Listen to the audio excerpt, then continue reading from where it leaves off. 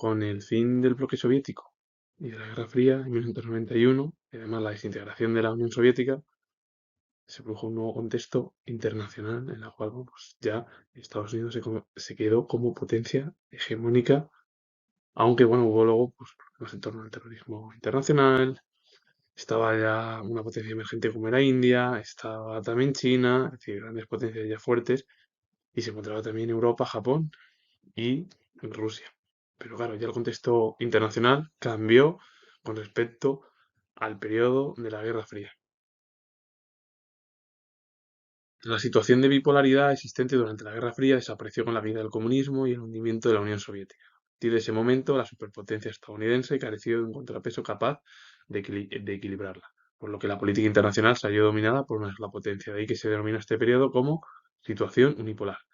Con, vamos, la situación del mundo bipolar que se produjo durante la Guerra Fría desapareció con la caída del comunismo, el hundimiento de la Unión Soviética y a partir de ahí, claro, solo había una potencia que era Estados Unidos. Entonces, ese peso que tenía Estados Unidos ya bueno, le careció porque ya no tenía un enemigo principal que durante la Guerra Fría, bueno, pues estaba en tensión por los conflictos que había a nivel mundial. Por lo que al final la política se quedó dominada por una sola potencia y a este periodo se le denominó unipolar. Toda la doctrina estratégica que Estados Unidos había diseñado para la Guerra Fría y que se basaba en la disuasión nuclear y en la contención de una potencia enemiga perfectamente identificada, quedó inservible tras la desaparición del bloque comunista. La aparición de un nuevo enemigo más difuso, el terrorismo internacional, inspirado en el fundamentalismo islámico, ha hecho fluctuar la política internacional estadounidense entre dos opciones, el multilateralismo y el unilateralismo, que es conjunto de esa manera o hacerlo, decir, sin caso omiso al resto de bueno, de la comunidad internacional. Porque al final, ser unilateral es ir solo, sin el apoyo de a lo mejor de la comunidad internacional, que puede ser la ONU y otros países. Y claro, ir en forma de conjunto, que es multilateral, es ir con el apoyo al final de varios países, también te respalda la ONU, Naciones Unidas, etcétera. Bueno, pues Estados Unidos hacía eso, o tenía el respaldo de la ONU, porque lo veía positivo la ONU entrar ahí, o no tenía el respaldo y entraba en ese conflicto en invadir ese país pues, porque era una amenaza para Estados Unidos, ya está. Y luego al final Estados Unidos hablaba con otros países que también estaban, algunos iban a su corriente y otros no. Como pasó, bueno, un ejemplo que ahora voy a explicar, que por ejemplo la posición lateral estadounidense fue en 2003 cuando provocó la invasión de Irak, en la cual pues, la comunidad internacional se negó a apoyar esa invasión sobre Irak. Decían que había armas de destrucción masiva, luego la ONU, Naciones Unidas dijo que no, países varios, entre ellos Gran Bretaña, España, Italia y Australia apoyaron a Estados Unidos en la invasión de Irak, y bueno, la acción multilateral estadounidense fue más la Primera Guerra del Golfo, la cual, bueno, ahí hubo 37 países que la apoyaron, 10 de ellos eran países árabes, y también la ONU respaldó cuando Saddam Hussein invadió el Emirato de Kuwait y Estados Unidos, ya en la figura fue en la primera guerra la primera guerra del Golfo fue con George Bush padre y la invasión de Irak fue con George Bush hijo. Entonces, para resumir todo ello y decirlo, vamos, muy sencillo, es que como ya el comunismo desaparece, la Unión Soviética se desintegra y todo al final, todo ese contrapeso que tiene Estados Unidos ya le carece, porque ya ve que no tiene ningún rival importante. Entonces, al final se denomina este periodo como la posición hegemónica estadounidense de un periodo unipolar, y luego encima la doctrina que había diseñado durante la Guerra Fría Estados Unidos, de esa disuasión nuclear, esa contención en su potencia enemiga que era la URSS, quedó inservible porque desapareció el bloque comunista y todo poco, pues eso. Ya no tenía un enemigo, no tenía un enemigo en el cual se produjera esa gran tensión. Ahora había un enemigo ya diferente, que era el terrorismo internacional, es que estaba, bueno, basado en el fundamentalismo islámico, que ya, pues, ya Estados Unidos realizaba o la posición multilateral o la posición unilateral, dependiendo, bueno, si tenía intereses o no, y si, que siempre Estados Unidos lo tiene, y si luego la comunidad internacional apoyaba esa invasión o no. En unas ocasiones Estados Unidos buscó el respaldo de la ONU para algunas intervenciones, como por ejemplo la invasión de Afganistán en 2011 para desarticular la red terrorista de Al-Qaeda y capturar a Osama Bin Laden, que cuando se produjeron el 11 de septiembre de 2001 los atentados terroristas de las Torres Gemelas, en la cual ahí sí que pidió ayuda y la ONU sí que respaldó el apoyo a Estados Unidos y además estaba ellos, Bush hijo, sí le respaldó, cosa que luego 2 años más tarde no, y ahora lo explico. Pero también la ONU respaldó en la Primera Guerra del Golfo cuando Saddam Hussein invadió el Emirato de Kuwait y la ONU dio muchos ultimátums antes de atacar. Finalmente, Saddam Hussein se negó, atacaron, bueno, eliminaron a las tropas iraquíes de Kuwait y, bueno, las potencias aliadas ocuparon gran parte del territorio iraquí y luego quedó Irak lastrado con problemas y, bueno, mucha pobreza, hambruna, quedó, bueno, se produjo en Irak sobre todo por esta invasión. Y vino eso más porque bueno, Irak e Irán estaban luchando una guerra larga desde 1980 hasta 1988.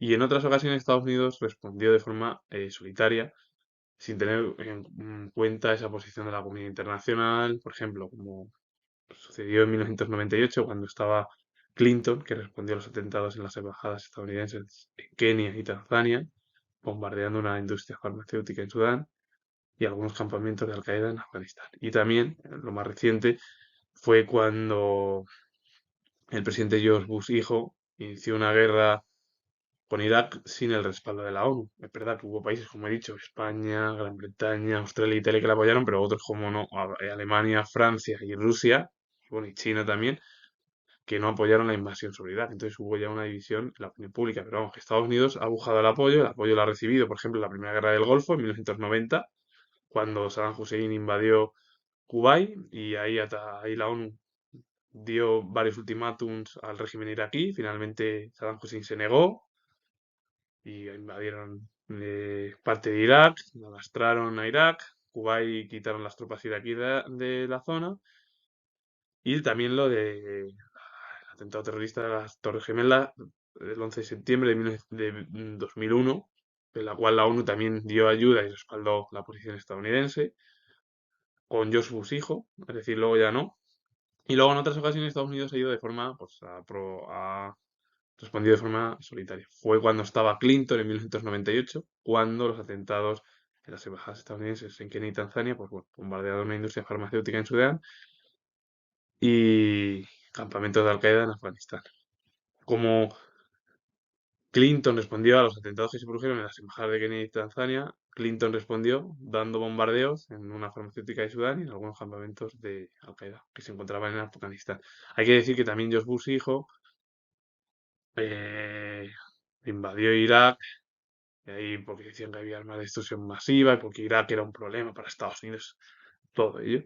Y finalmente algunos países lo apoyaron, como he dicho, otros no, y la ONU no respaldó eh,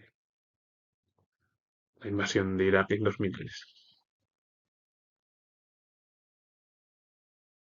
Y claro, esta capacidad de actuación en solitario y sin atender a las instituciones y normas internacionales es otro de lo que se ha llamado periodo unipolar o unipolaridad.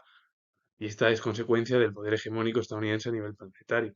La mejor manifestación de esta postura es la doctrina de la guerra preventiva. ¿Qué quiere decir esto? Pues el derecho a atacar a cualquiera que constituya una amenaza inminente a Estados Unidos, aunque no haya actuado. Es decir, si ve que es un peligro, aunque no haya hecho ningún bombardeo, ya es un problema. Claro, el problema de esta doctrina es definir qué es una amenaza inminente. Ese es el problema. Otra vez, si tú piensas, claro, en los ataques que realiza Estados Unidos de forma solitaria y sin atender a las instituciones y lo que pide sobre todo las comunidades y, bueno, más que las comunidades, no, las normas internacionales, es lo que se ha llamado a este periodo como unipolaridad. Hay que decir que, claro, como Estados Unidos ahora mismo es una de las grandes potencias a nivel hegemónico de forma mundial, aunque es verdad que hay más, pero claro, en su momento, con la caída del bloque comunista, de la Unión Soviética, ya solo estaba ella. Es verdad que había potencias emergentes, como estaba Japón, estaba Europa, o la Unión Europea, bueno, estaba China, está India, y bueno, también porque no olvidar a Rusia, que al final es la herencia de la Unión Soviética. Claro, pero el problema es la guerra preventiva que explica Estados Unidos, el objetivo es, si ese país es una amenaza porque hay algo que vaya en contra de Occidente y Estados Unidos, hay que atacarlo. Aunque el país no haya hecho nada, es decir, da igual que esté ahí, pero hay que pegar un bombardeo.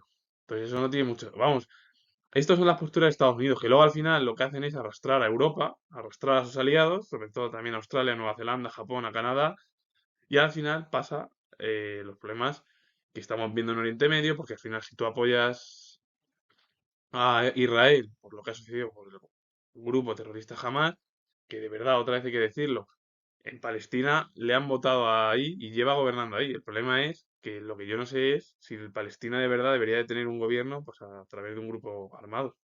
Eso es lo que yo tampoco entiendo. Y claro, como la ONU no hace nada, pues sigue ahí, se pegan bombardeos en la Franja de Gaza, matas a gente civil palestina que son inocentes por parte del gobierno israelí, da igual, y lo que hacen lo mismo los de Hamas con ciertas figuras de población israelí. Entonces, en vez de la ONU ponerse serio y decir, aquí no se hace ningún conflicto más, se lleva allí una especie de ayuda humanitaria y sí, puede ser que Israel permita de una vez ya, al igual que todo ello, es decir, que puedan celebrarse elecciones, pero democráticas, ¿no? Que es verdad que en 2006 se han celebrado elecciones en Hamas, yo lo repito, pero lo que no puede ser es que todavía la ONU no meta ahí la mano y diga, oye, mira, Palestina tiene que ser un país libre, tiene que convivir y no tiene que haber ningún conflicto. Si tú lo sigues bombardeando y lo ocupas, ¿cómo puede ser que no? Claro, al final te haces la pregunta, y yo tengo el grado de historia. No tiene mucho sentido por parte de Occidente de intervenir. Y pasa lo mismo con el Sáhara. Pero bueno, da igual. Yo me callo y ya finalizo. Al final, estas son las intervenciones y como este periodo es unipolar, es decir, ya la Unión Soviética cae, todo el bloque soviético cae en Europa, pues ya no hay ningún rival. Es verdad que está la Unión Europea, está Rusia, está China e India, que son los que compiten hoy en día por la hegemonía a nivel mundial con Estados Unidos. Y bueno, pues tengo el grado de historia. Si os ha gustado el vídeo, darle a like, suscribiros y poner comentarios. Saludos, adiós.